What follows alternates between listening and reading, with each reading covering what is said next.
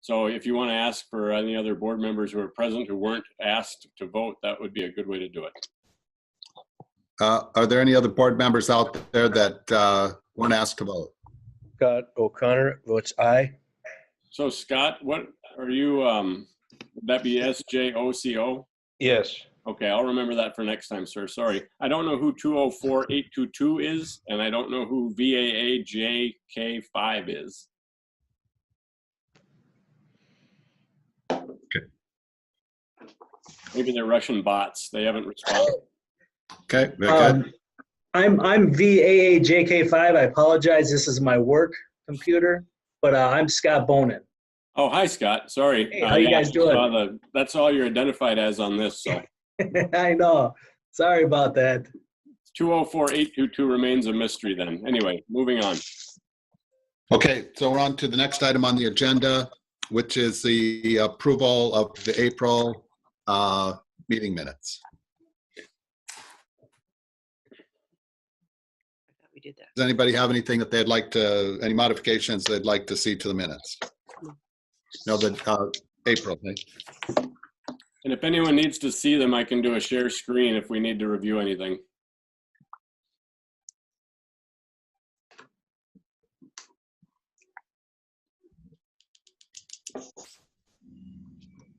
Okay, nobody has anything?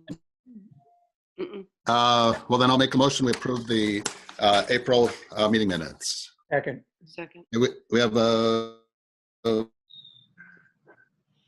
motion and a second. Any discussion? Okay, Alan, will you call the vote, please? Roll call, Mr. Chair. Aye. Marty. Aye. Scott. How about the other Scott? Aye. All right, Susie. Aye. Diane. Aye. Mark. Aye. Pam. Aye. All right, that passes, sir.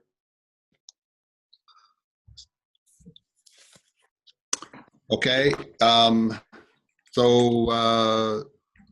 Mark, is this, did you want to move this LUC up to this level, or where did you want to move it? As soon as we can, if we're allowed to, that'd be great. Okay, well, yeah, let's look at the public comments. Anybody out there have public comments for items that aren't on the agenda? Yes, this is Tom Wilson. Can you hear me? Mhm. Yes. Yeah. Great. So my name is Tom Wilson. I'm a member of the Bel Air Second Edition Dock Association, which is located at 2597 South Shore Boulevard on the south side of the lake, obviously. And we're trying to figure out, kind of what configurations we're allowed to have. And, it's a large association with lots of different opinions, lots of different history related to people that have, lived around the lake for a number of years. Historically, we've had up to 4 boats, and our neighbors are taking issue with that and do not want us to have 4 boats out this year. And we certainly are trying to work with them as kind of a first approach, but we would also like to be able to get some advice from a long-term perspective, as even if we're able to work something out with these neighbors. Having a boat and or a lift, right, is a large financial investment, and nobody in the association wants to be stuck with a boat they can't use. If a new neighbor comes in, for instance, and says, hey, you can't have it. So, I don't expect to get kind of a ruling from this group, but when trying to figure out what our best path forward is, given kind of the various opinions we've heard, by doing our own research, consulting, making phone calls, and so on and so forth. Where is your access located? 2597 South Shore Boulevard. 2597 South Shore. Yep, it's a 20-foot wide parcel of property that was shared ownership amongst our approximately 50 members. And what you said, you had 4 boats? That's what we've had historically, but the neighbors are claiming that, you know, you can't get 4 boats in there without using their ADUA. And so you just can't do it, right? And, you know, if I draw up a map, it seems like it's logistically possible, but right, we certainly, you know, have heard that, you know, you can potentially be fined $700, so we don't want to do something, and then, you know, next thing you know, we're fined $700 and, you know, per day. Well, you know, we just thought we were doing what we were allowed to do. Mark, do you have any advice? Yeah, I was down there Monday. I think I talked, is Katie your wife? Yeah, you talked to my wife, Mark. Talked to Katie. She's a prosecutor for Dakota County. This, just so everybody knows, this also happens to be one of the neighboring lots is Luke Michaud. And so I've spoken to them, I've spoken to him. I guess they were supposed to talk at 1 o'clock on Monday. I haven't heard back from either of them, and that's fine. The thing is there's an ADUA, and you can't access or egress your dock, your lifts, by going through somebody else's. And in the past, if the neighbors have said they've allowed it, then they've allowed it, but there's nothing that we have that allows it. So if you can get 4 boats in and out in 20 feet of width without going into theirs, then yeah. If you can work something out, I don't know if you could slam it over to one side and cock them at a 45-degree angle and make it work. I don't know. But right now, it looks like you can put like 2 lifts in to come straight in and out, and that's probably about 20 feet. Well, Yeah, my, so I my do have, use my ADUA all the time.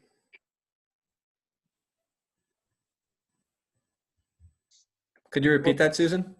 My neighbors use my ADUA to get in and out of their docks all the time. I don't really see a problem with it. That was something that the conservation district set up. So I guess I'm having a problem understanding why it's okay in one area and not in another. Yeah, so Are you okay with that, Susan? I guess I'm missing the point. Are you okay with them doing that? Not particularly, but unfortunately, that's what the conservation district set up. And Well, I Mark can't. just do said the anything. opposite, though. Pardon me? I think Mark just said the opposite. He did. He said that the conservation district can't set that up. But in my case, they did. And my neighbors use it all the time.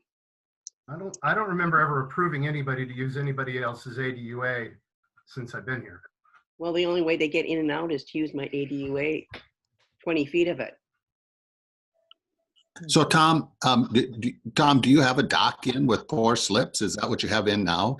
That's no, because they've threatened to, you know, take action. So, you know, we moved our dock once already because of a disagreement of how it was placed the first time.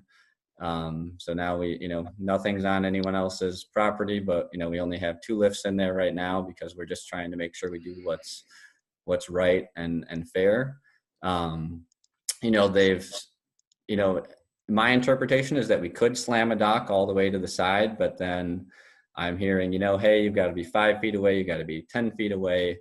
And, you know, I don't. And I that's sometimes happens with these disputes is when people get like, you know, territorial, they'll put their dock sometimes right on the boundary, and we don't, or equipment, and that's not allowed. If that's the case, then we will require a 5-foot setback from the property line. But there's plenty of docks out there where that's not the case. And, you know, there's people who use their neighbor's ADUA and their neighbors don't mind.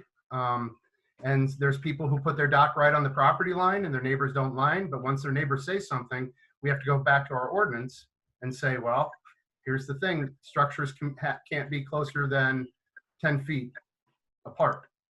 You know, there has to be navigable space in between the structures.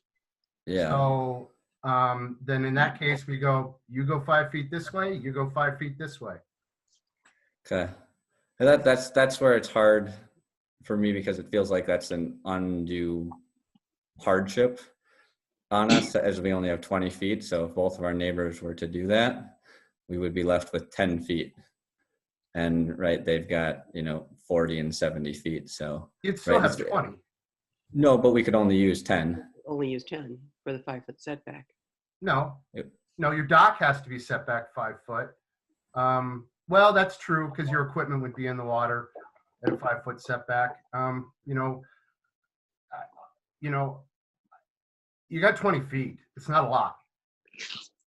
And so whatever you can fit in your 20 feet to come in and out and, work out with the neighbors, I'm sure. We're at the real me. That, I mean, have they said they won't let you put 2 in, that you can only put 10 feet in? We're working through that, which Okay. is why we haven't put any boats in the water even yet. And it's a short summer, so that's why we're trying to figure it out as soon as we can. And Well, I don't know, Mark, what do you think? Anything the board can do, or just say, good luck, Tom, getting it in? And if you run into any specific issues, come and ask us about it. What do you think? Keep working with us and the neighbors. Right now, there's no violations that I know of. And all I can say is we have ordinances, and unless there's a hardship, then you have to follow those ordinances. I did go down and look at the line. The line is really tight. So I'm not sure how you'd get more than 2 in there without really, really teeny lifts and teeny boats. It's a small, narrow access. But I suppose that's the best thing to do is work it out with the 2 neighbors.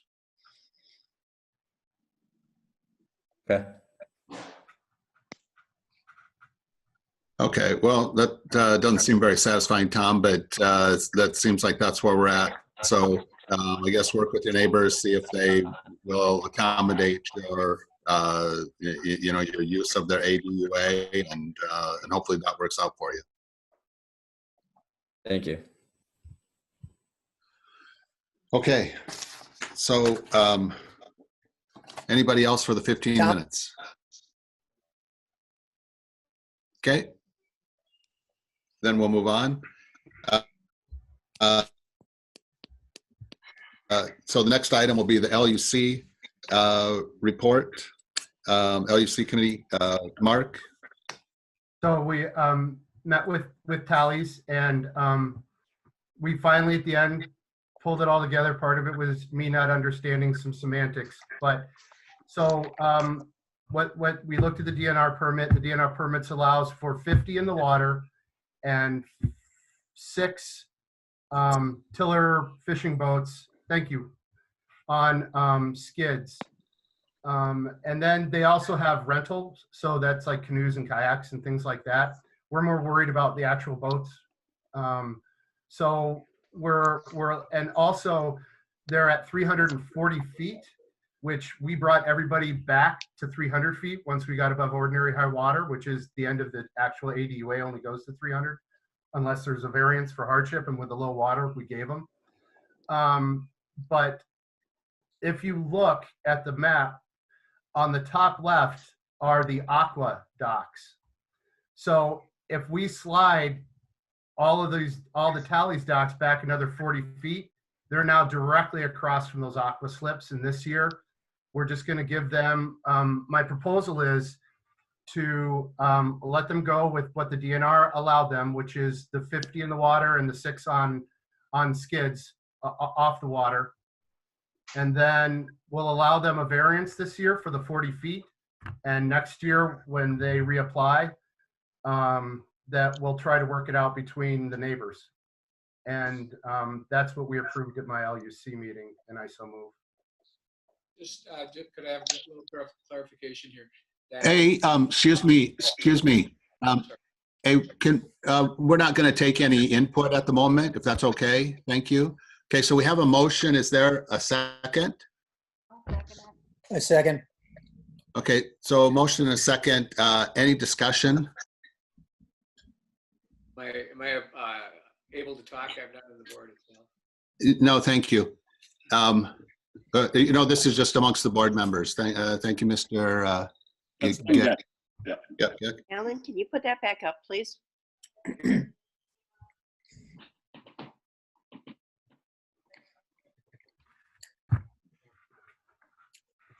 So the customer dock that seems to be the problem, is that going to stay there where it is this year?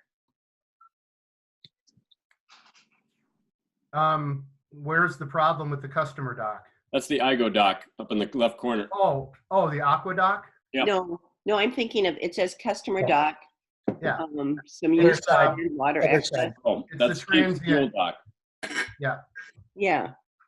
And isn't that the problem at No. hand we're having here, that Brian is up in arms about his ADUA being used?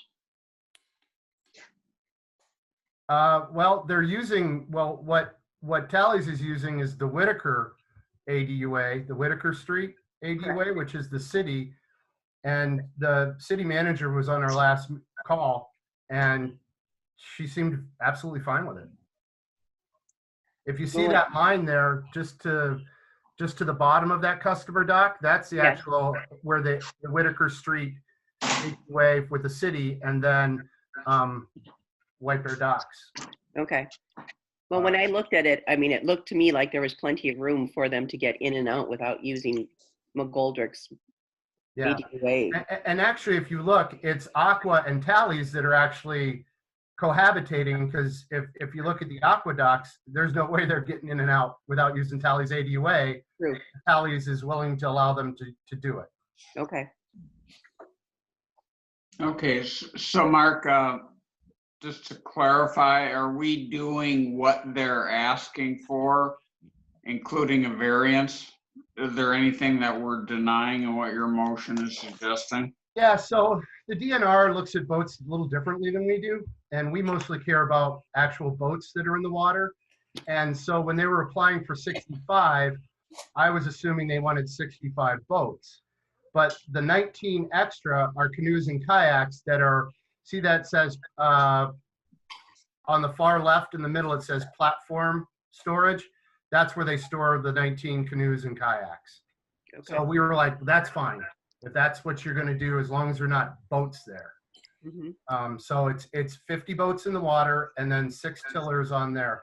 And it's 42 rental slips, 7 pontoon rentals, which are, right along the header dock there. And then the 6 basically small fishing boats with tiller steers that get pulled up onto skids off the water. That's the R8 through 13.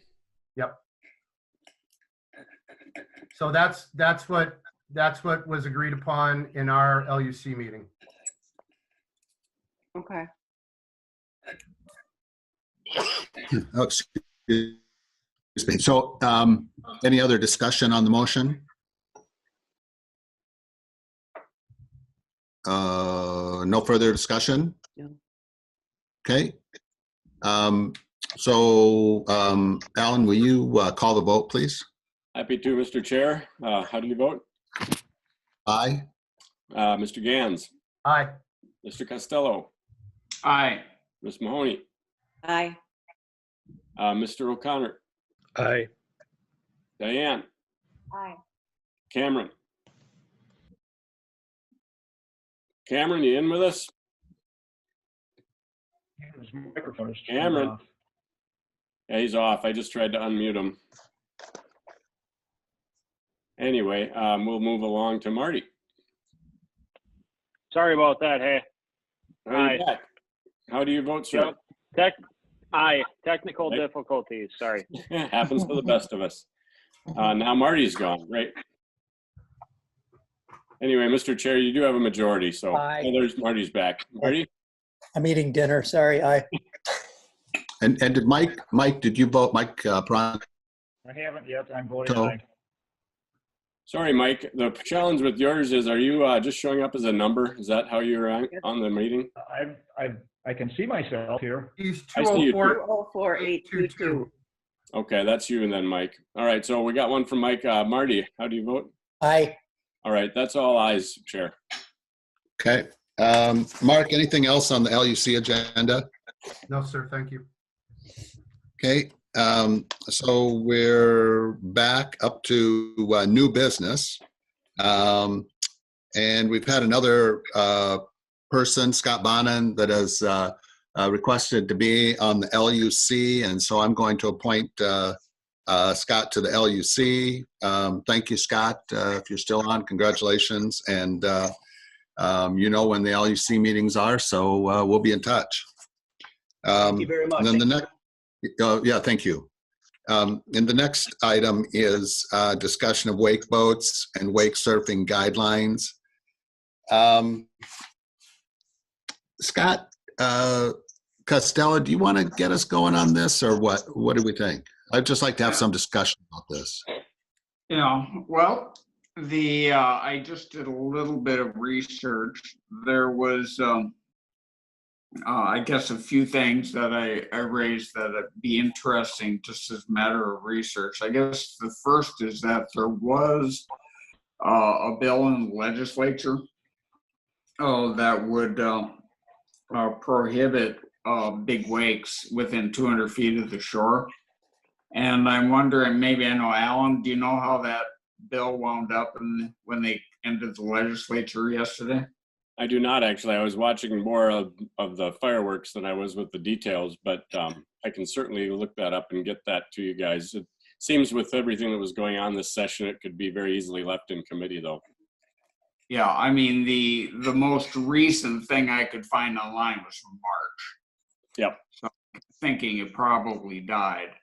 Yeah, a lot of those things like that are just single issue things that are brought by legislators from those districts, and then they never make it out of conference. Yeah, and I know some of just from the news reports about it is that there was there's a lot of disagreement about what a proper setback is. A lot of people thought 200 feet was too small. Too small? Wow. It should be, some people are saying, well, it should be like 1,000 feet. But I didn't see any clear evidence about what it was. So that's first thing. And then the other thing, the person who brought this to us was saying that it was an issue before the Lake Minnetonka Conservation District. And I think Kim was trying to contact them as to what they're doing with it. I didn't see her send anything out in advance of the meeting. No, I didn't get anything. Okay. Okay, the only other thing I could point out here is that we do have, in our ordinances, we don't have anything about wake boats in the ordinances. There are a number of things that I shared with you guys about wakes in general. And there is something on personal watercraft like jet skis that you cannot be creating wakes with those within 300 feet of the shore, or the way the ordinance talks is between the 100 feet, which is kind of the ADUA limit, and then out to 300 feet that the personal watercraft can't be creating big wakes. So it would make sense to take that ordinance for personal watercraft and either extend it or replicate it to discuss wake surfing, with the same kind of, restrictions, the 300 feet. But it's hard to say what it really should be. We do have an ordinance on the books that says that you can't create wakes that wind up destroying property or interfering with other people's use of the lake. But there's no specific size to that. Now, if we wanted to create an ordinance, along the lines of what we have for personal watercraft, just based on the last ordinance change we made, it's kind of a long process. Basically, you wouldn't be doing anything this year to do it at the ordinance level. You'd be starting a process, and it would probably take effect, for next year. Okay. Thoughts on that? So we have, so our current situation is no wake within 200 foot of the shore. and personal watercraft that gets extended out another 100 feet, so that's 300. And For personal watercraft, yeah. and so then I guess the question the board needs to respond to, it seems, is, are we happy with our ordinance as is, or do we want to do something about about this to try to keep those wakes further away from the shore? And anybody have any strong feelings about that? I think it would be great because I certainly see a lot of shore eroding.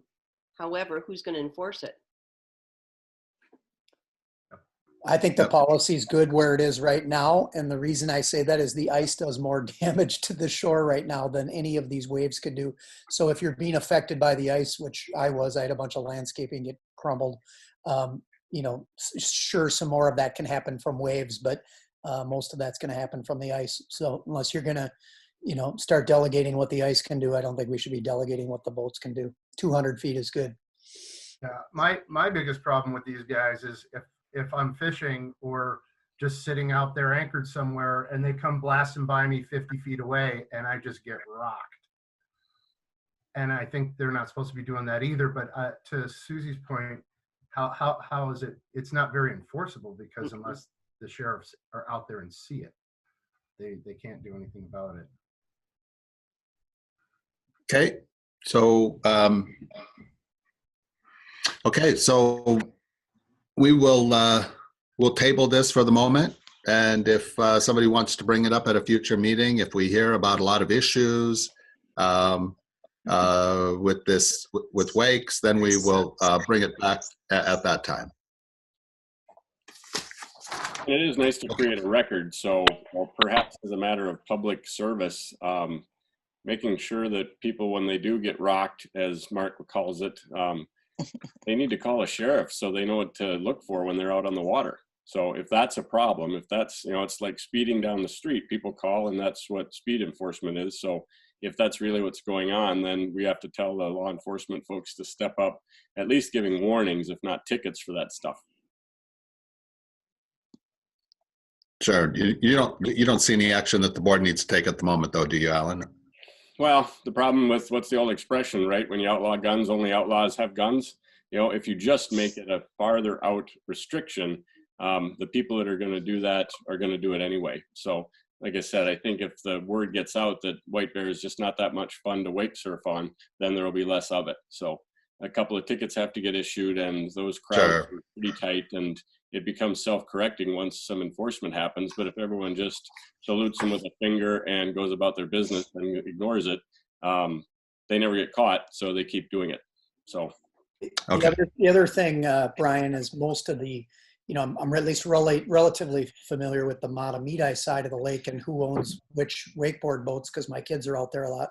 And most of those kids are pretty respectful of, you know, staying in the middle of the lake where it's deeper, because apparently wake surfing is better when it's deeper water. And secondly, they're just not going to be foolish. So I think a lot of these things that are done are likely done by visitors. So I think that most of the kids that are using the wakeboard boats that live on the lake are being respectful of others. Yeah, I agree. They haven't been any of the ones I've known. And I know the same group. Okay. So the way we'll leave it is we're satisfied with our ordinance as is, and if people have issues with this item on the lake, call it in for enforcement. Great. Okay. So we're on to unfinished business. There is no unfinished business. So reports, action items.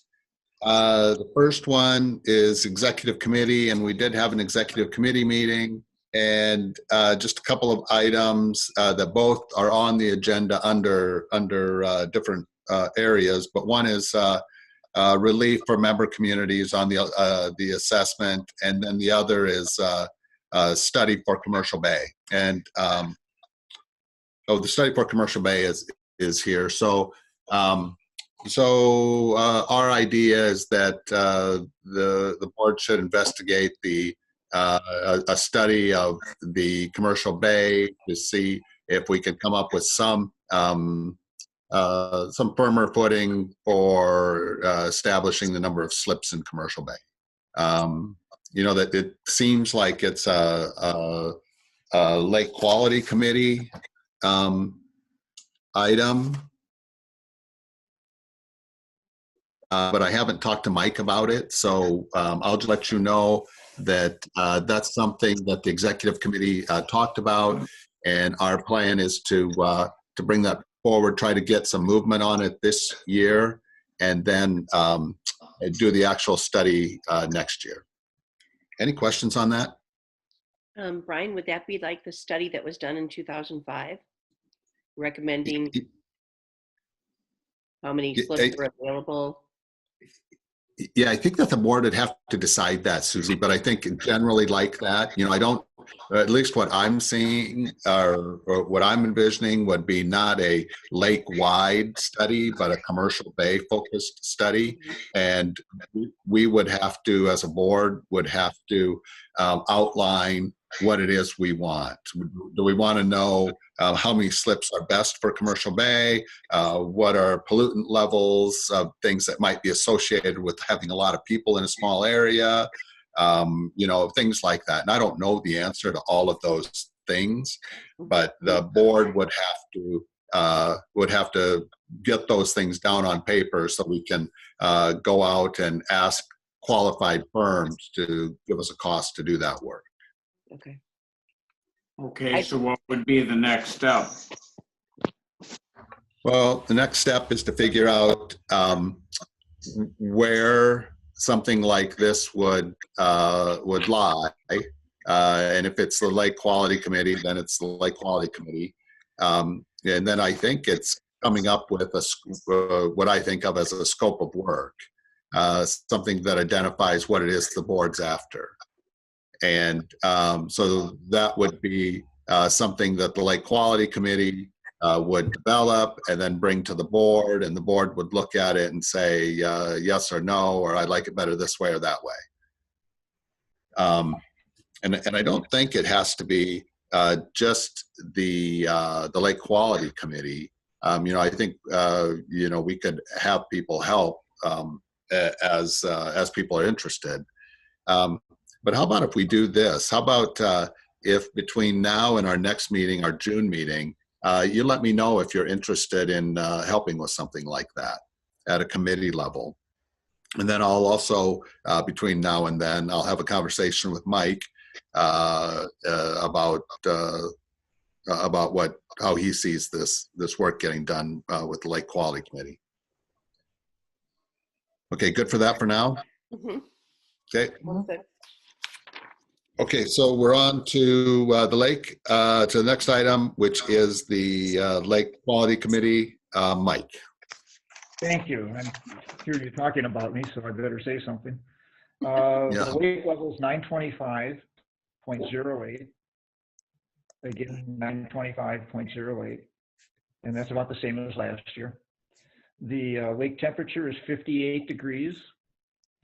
And it was 56 degrees last year, so it's about the same. And then the last thing is the applicator bid. We have a bid which was sent to you with your package of information from Lake Management for treatment. And the things that we're looking at to use are things that we've used before, and that is the 2,4-D at $436 an acre. 46 an acre. And Triclopure we've used that before, that's $576 an acre. And I also asked for depth charge, which is something we've used in the past with success, and they finally got a price on it today. So it's not on your list, but if you want to add it to it, depth charge is $566 an acre. And last year we used a combination of depth charge on half the lake and 2,4-D on the other half. And this year, I'm thinking that depending on the survey, that I might just flip-flop and use one where the other was used and the other where the first one was used, so that we can keep hitting it with different products, keeping it at bay. We had good success last year, and so that'll happen. We're budgeted for it. We have plenty of money in the budget, I believe, after the survey, and so I will not exceed the budget. So we're all set to go. It'll be a survey, and then we'll time the application to the best temperature and water quality type situation as far as calmness and that type of thing to get it done. So it probably will not happen before the June. The treatment probably will not happen before the June meeting. The survey may happen before the June meeting. I'll keep you abreast of that. So it's just kind of taking its way. We've got budget for it and away it goes. So takes care of my summer. Any questions? Don't hear any questions, so I guess I'm done. Oh, well, actually, I had added another item. And first of all, thanks for handling all that, Mike. I'd added another item, and that's the buoys for the loon nest. Yeah. I added that. What do you think we ought to do about that, Mike? Well, I was over there the other day, and as far as the no-wake buoys in the channel, when you go under the bridge or you enter the channel from the south, you can see all 4 buoys lined up. And so it's pretty obvious what's going on there, well taken care of. As you come out of that channel, there's an area, it's kind of a deep hole. It's very good fishing, and there were 6 different fishing boats in that area at the time I was there. And then across from that, there is an anchored loon nest that Ellen Moss puts in. She puts in several around the lake. And so the anchored loon nest is not where the loons are nesting. Apparently they're nesting in the weeds right behind it, very low weeds. I didn't see any evidence of loons there. It looked like there was water running through there and they wouldn't nest there, but apparently some of the emails you said that there were loons nesting in that area. Next to that area on that particular day was a buoy that looked just like our no-wake buoys, except it had printed in about 6 to 7 inch letters, it said caution loon nesting area. So I thought, well, it's pretty obvious, that obviously, and there were no fishermen around that area at all because it starts to get really shallow by that weed bed and loons like it to be deeper. So it was well marked on that day. Now today when I went by there, that buoy that said caution loon nesting area was gone. So I'm not sure if Ellen moves that around the lake to her different loon nest floating little pontoon things that she has, or she just decided to take it out of there. As far as adding a no-wake buoy there, it's not like there's a channel or a passageway or anything that would stop you from, that would designate a no-wake area. It just doesn't make sense. It's also fairly shallow there, so nobody's going to go by there really fast and probably hit the bottom if they did. So personally, I don't think that we need a no-wake buoy by the loon, by where potentially the loon is nesting. Okay, so then I guess the option or one option would be to instead of having a no-wake, having a buoy out there that says loon nesting area. Well, there was one there, but it was gone today when I looked. Yeah, understood. Okay, well, so we'll communicate back with those folks and just let them know that it doesn't seem like a no-wake buoy would be beneficial there, and see if they have any other thoughts for us. Hey. I agree. All right. Okay, any other questions for Mike? Okay, thank you, Mike. So we're moving on to the Lake Education Committee. Scott. No activity. Okay. Any questions for Scott? Oh, we did post, we discussed last month doing some COVID-19 pandemic information that did go up on the website. You can take a look at it and see what we did. Basically, we have links to the county and the cities. Okay. To their websites. Yeah, that sounds good. Okay, so we're on to the treasurer's report. Diane. Thank you, Mr. Chair. We have the treasurer's report for May 2020.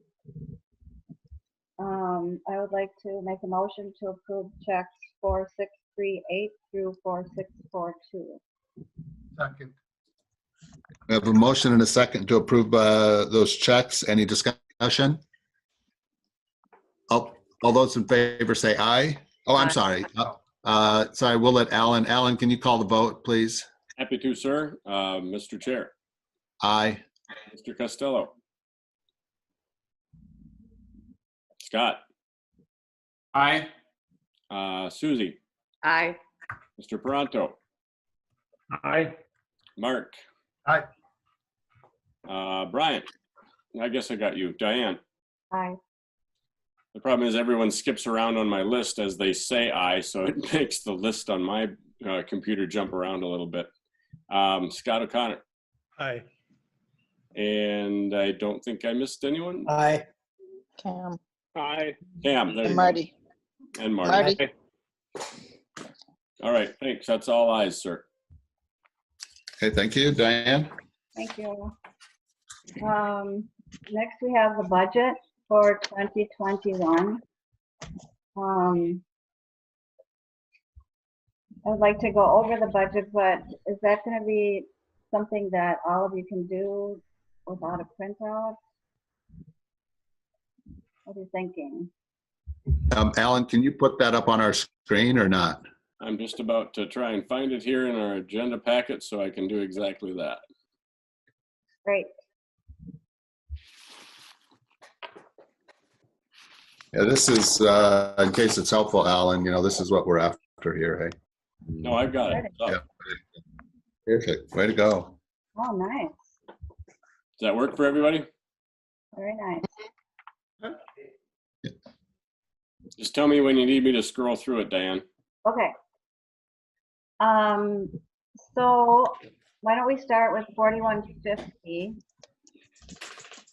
And that is in our revenue column. And let's see, I need to go up a little bit. There you go. Thank you. So $1,000 is in there. And if anybody wants to change any of these as we go through them, just let me know, please. So that's 1,000. And then if you go down to the next 4151, I talked to Mark and we came up with 25,000. Is that okay with you, Mark? Yes. I kind of changed it. That looks great. Under interest income, which is 4,200, is $15, and that's from our lake area PDs that we have. Going down, we have insurance refunds. We put in $50. 54. 54? Uh-huh. No, 50. Well, it's 50 over here. 50. Oh, we're budget. Sorry. It's the proposed budget, it's 50 Yeah. for 21. Yep. So. Hey, and hey, Diane? Yeah. Should we ask questions as we go, or should we wait till you're done and then ask, or how would you prefer we proceed here? Let's just ask as we go. Okay, so the license unit fees, those are basically the commercial kind of docks, and can you just give us the background on the 25,000? Does that assume a certain number of slips occupied, or what? Yeah. I don't have it in front of me. Do you, Mark, have what you? I can get the email I sent you and pretty quick if you want to go into something else real quick. Okay, I'm kind of looking for it too.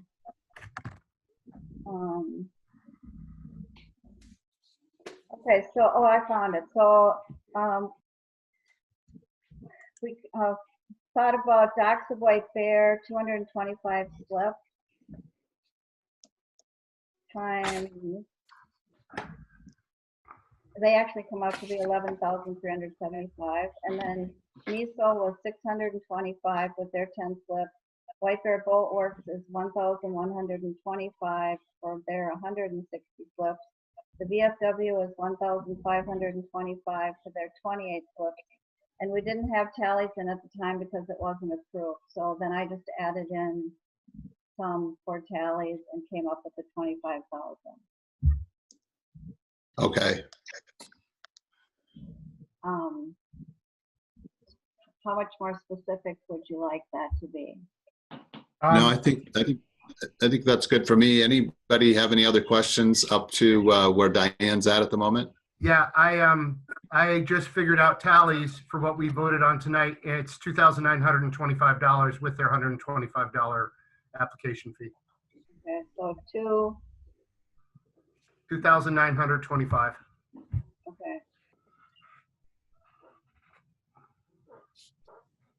So I think that's what I put in for them approximately. Good. It looks Okay. good.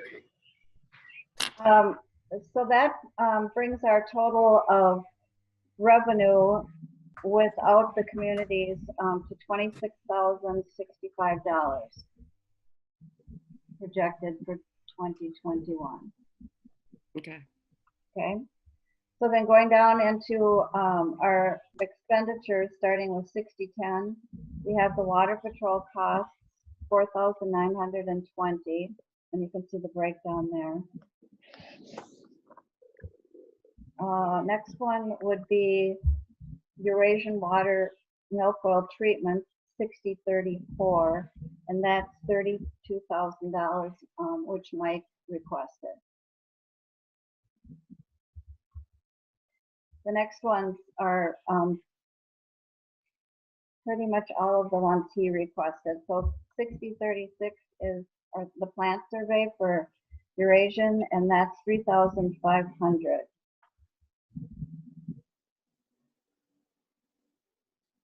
$6045 other aquatic plants, 2,500 for Phragmites.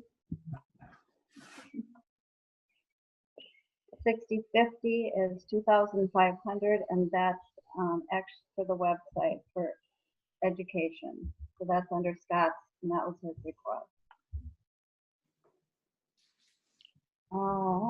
6050 is 600. And I didn't put anything in 6071 for the lake use study for next year, just because I don't know if we're going to be doing something, or if we are, what the cost would be. But you can see how much the cost was in 2005 was 23,800. 6110 administrative services, that's 39,500. You can see Can I the ask a break. question about that? About the Sure. administrative services? Yeah. In 2019, it was 29,294, and then this year it's 31,000, and now it's jumped way up to 39,500. How come? You know, in 2 years, that's over a $10,000 increase. What was the reasoning there? We had changed, we didn't actually calculate the para in there before. Is that right, Kim? Correct. I also got a raise of 10% at that time. And also then at that time, we increased hours as well. Yeah, so those So it's all added into that.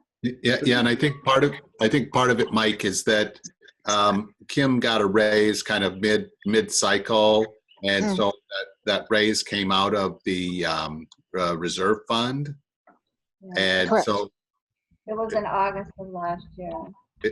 yeah, so then that big change from 31 to 39, that is just catching up with that. So it's not really 39? No, it is really 39. It's The just 31 that, is what's misleading. yeah, Okay. yeah, it's just 31 plus a little bit out of the reserve fund for last year. Would it be more like 35, 36 if you factored that in? That's something like that. That's right. 32 hours a week, it's about $40,000.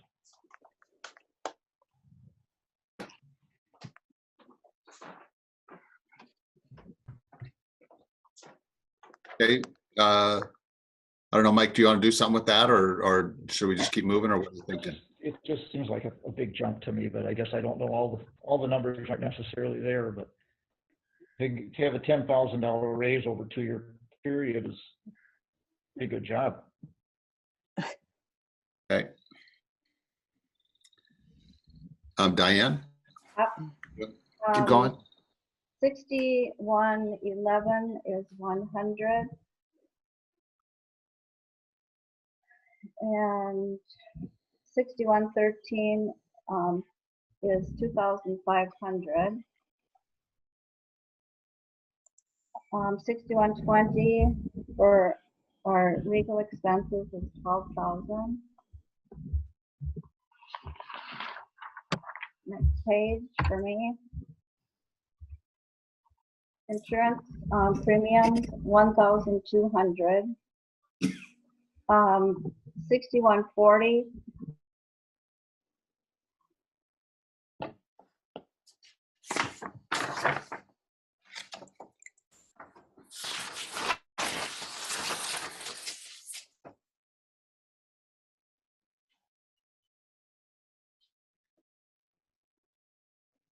Hello, Diane?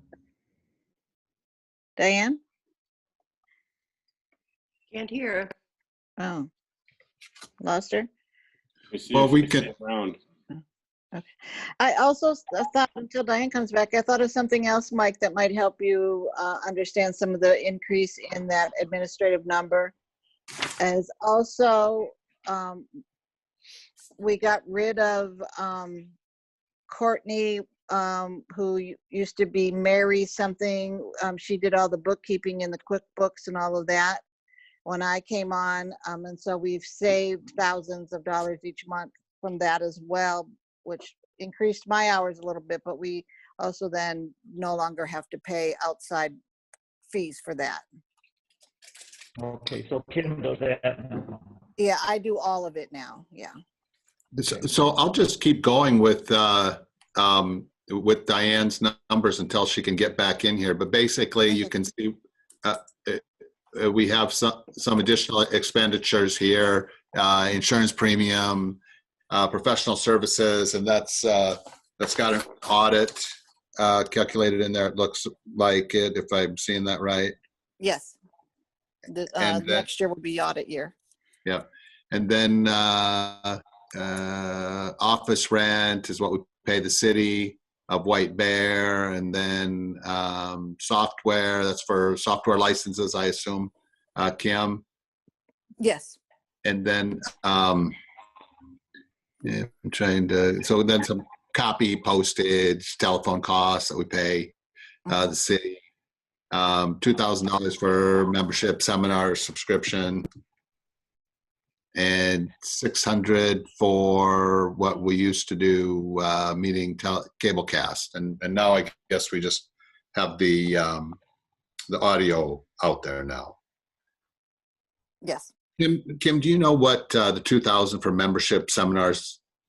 That is for our membership in like the League of, Minnesota Cities. yes, yes. Okay. So, Alan, any sign of our intrepid treasurer, Diane? Oddly, no, and she hasn't apparently decided to hop back in, so she is AWOL. Okay.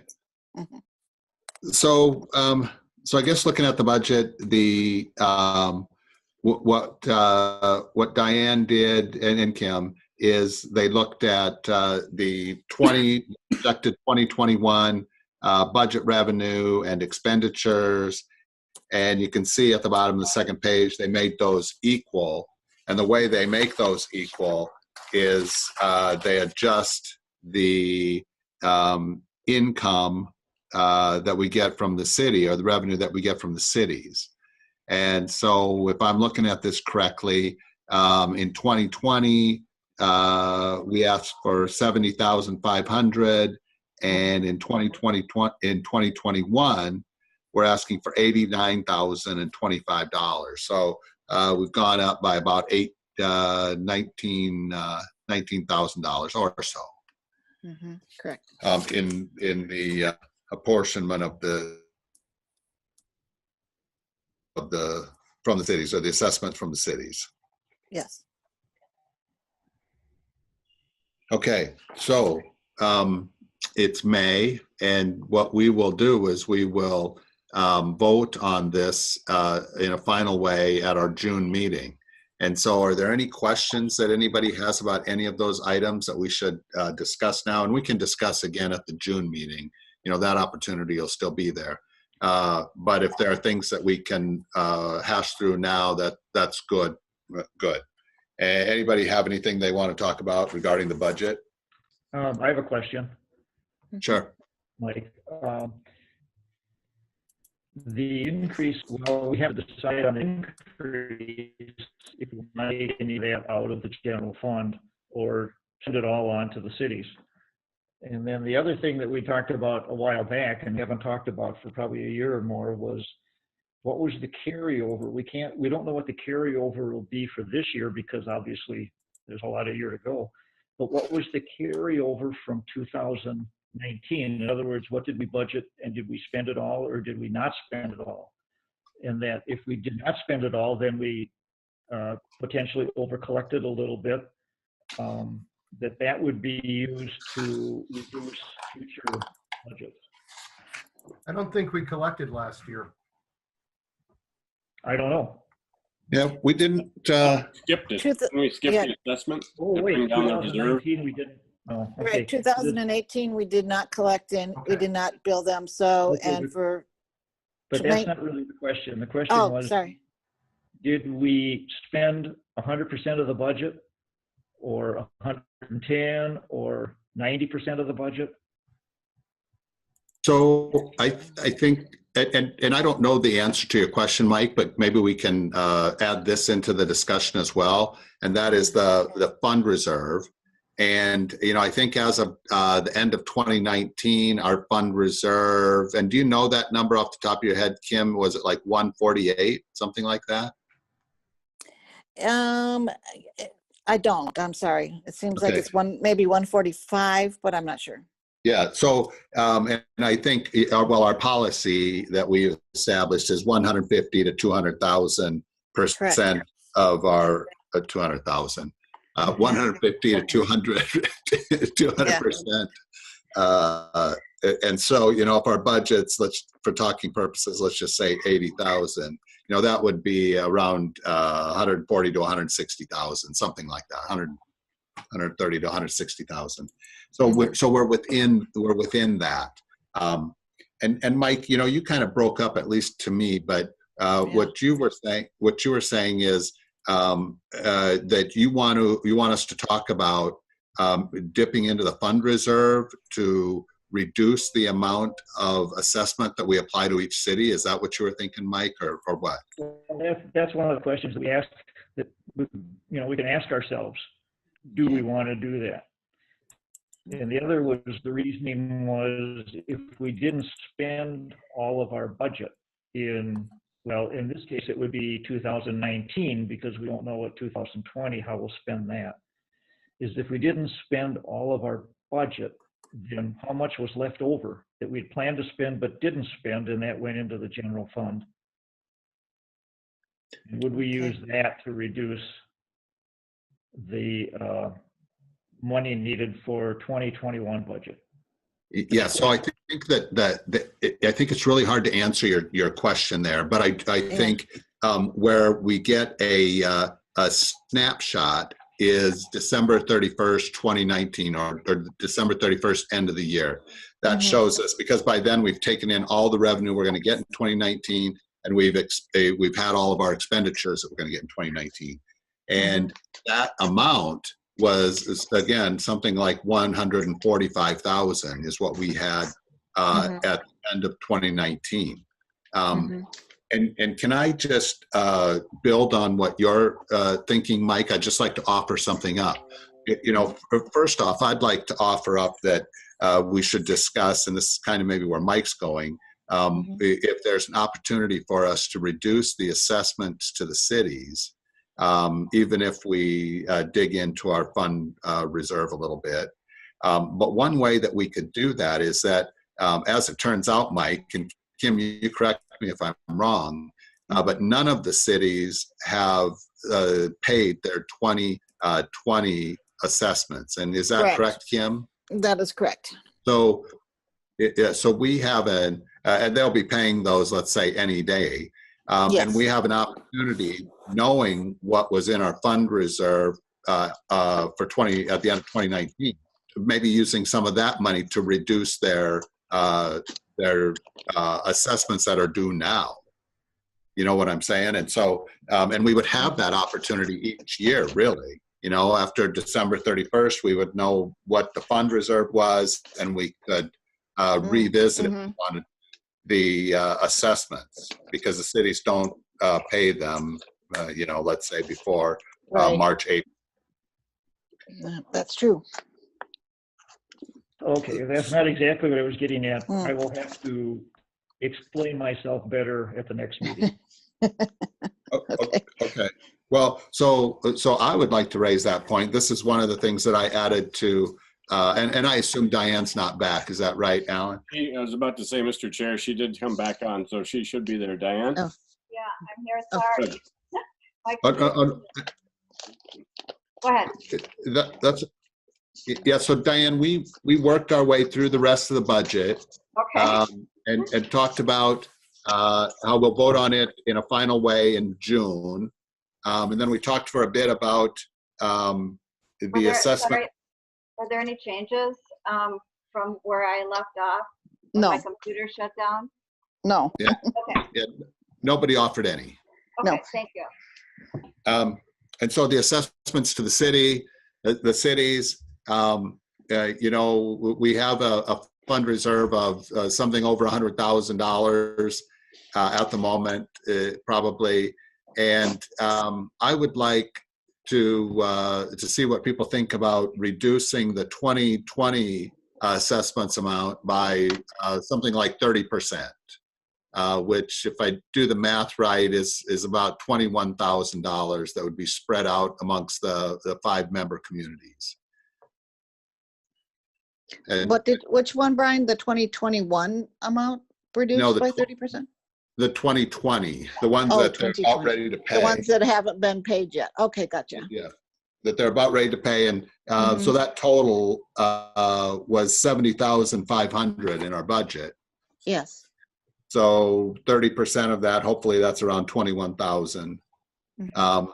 And so that 21,000 then, assuming we would realize those expenses some way during the year, would come out of the fund reserve.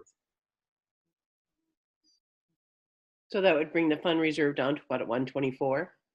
Yeah, I don't know where it's at exactly, Susie, but let's say still, 45, yeah. yeah, still north of 100,000. That seems reasonable. What is that?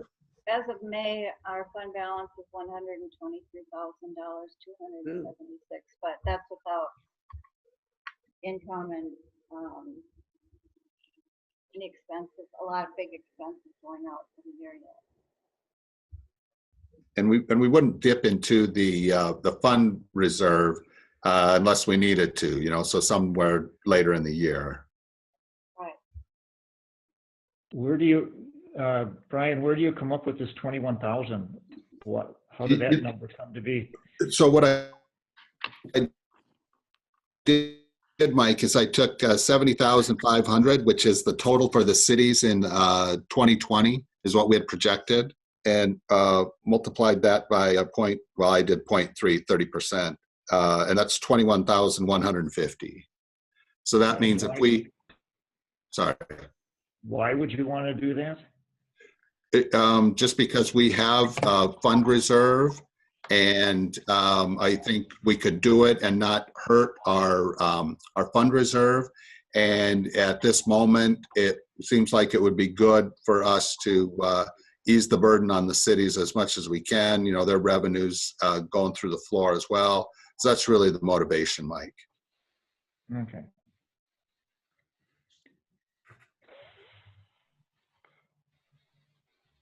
But then we'd still charge them the increased amount for 2021? That's what we would show them. And then we would have this same discussion next March, April.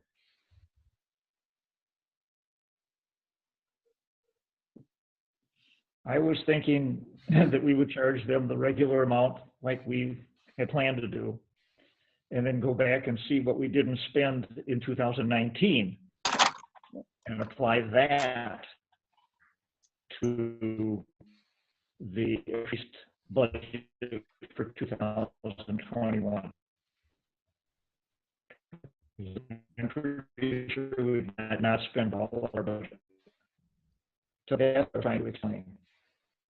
So in other words, instead of cutting it in the revenues that are coming in, go back a year and see if we used all those revenues. And if we didn't use all those revenues, then use that difference to reduce the budget for the coming year. But not do anything with this year's. Right. Well, Mike, if you look at the budget worksheet for 2019, it looks like we didn't spend 7,863. Is that what dollars? Is that what you're referring to? The difference between our expenditures and our revenue for 2019. We budgeted 109, and we For spent 2019, 98. We spent 98. We spent 90. So We spent 90. Okay. yeah, so we had a surplus of $7,863 for 2019. Okay. That we did not spend. Yes, out of our budget that we had budgeted. So I was thinking we would use that then to reduce the 2020. So we'd be a year behind, but that way we could certainly say that we're not budgeting, or we're not collecting from the city and then building our savings. We're using everything. Yeah, so that idea then would be to take the 7863, if I'm reading that right, and split that up amongst the 5 communities to reduce their 2020 amounts. Do I have that right, Mike? 2021. Got it. Okay. 2021. Oh. Would you be okay using that money, because that money's sitting in our fund reserve? Would you be okay taking that amount and reducing the 2020 allotments? No. Okay. They didn't pay anything last year. Correct. You know, and if we reduce it this year, then they'll get hit even harder next year. Well, one thing to think about too is if we do 7,800, trying to smooth it out so that, you know, they didn't pay last year, so that's down to the bottom. But now we come back with the assessment this year, and then it'll be a little bit more next year, but we'll reduce it by that 7,800. So that we're kind of trying to balance things out. Yeah, and I think they did actually pay last year, Mike, hey? I think 2018 is when they didn't pay. Right. That's correct. 2018, okay. Yeah. The other thing I think to think about is if we do an environmental impact study on Commercial Bay, you're looking at probably close to $30,000. Yeah, because the last time in 2005, it was 23,800. So I'm sure it'll be close to 30, like Mark says. Yeah. And we're talking about adding environmental or chemical pollutant studies that we didn't do in 2005. Is that right, Mike? We're going to create the endpoints in the future. We're just talking about, you know, we'll all have input in what we want out of the study. So we haven't decided any of that yet. But we know that if we have one, whatever the endpoints are, that we are going to have to pay for it. Yeah, So, but it could be a lot more than 30,000 if you're doing additional analyses. could be, my point was, I know we're going to spend at least 30 next year. Yeah. Right now, that there's nothing in the budget for that. So if we spend, that would be a deficit spending situation for 2021. And I don't know, will there be costs this year for that? Because we have nothing budgeted for this year. I don't know if there's going to be any money spent this year for that study. Right, right, there could be, I guess, but probably wouldn't be much.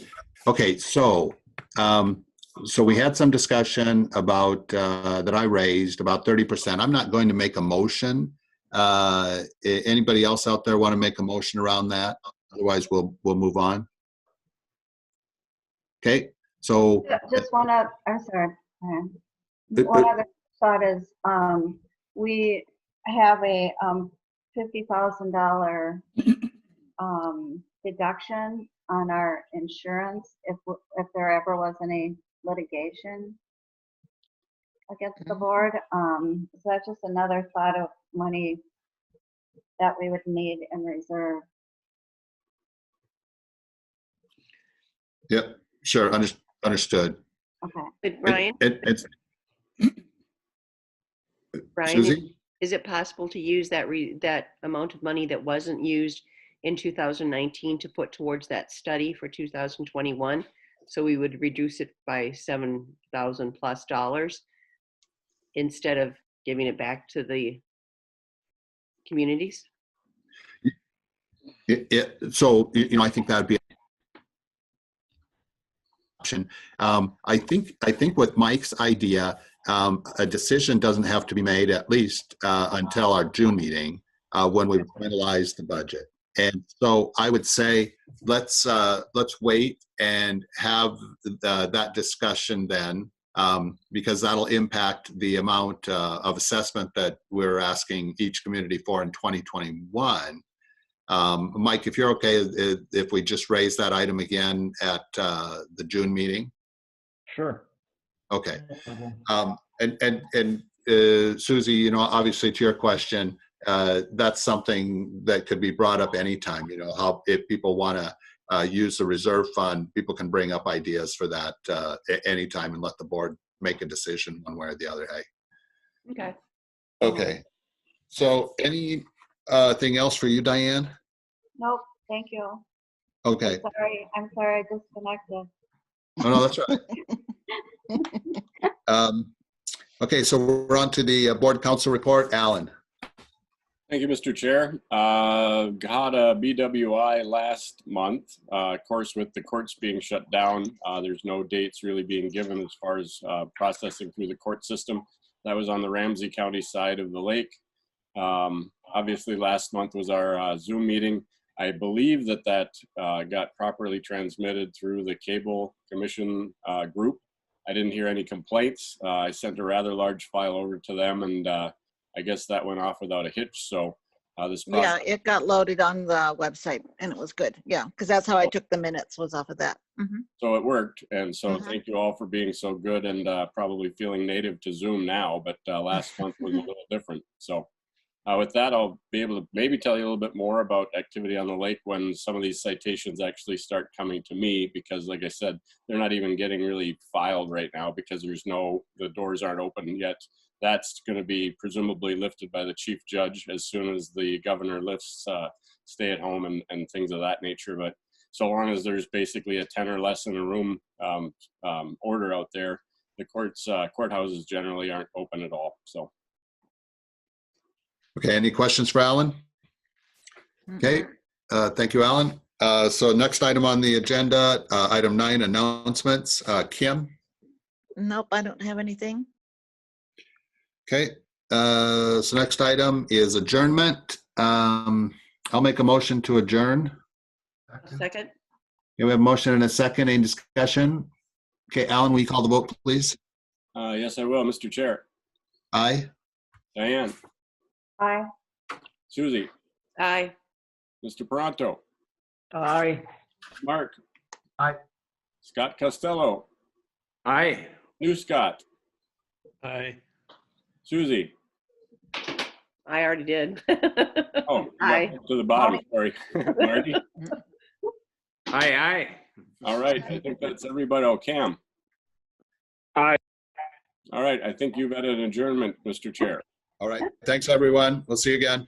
Okay. Thank you. All right, thanks, everyone. Bye. No. Bye.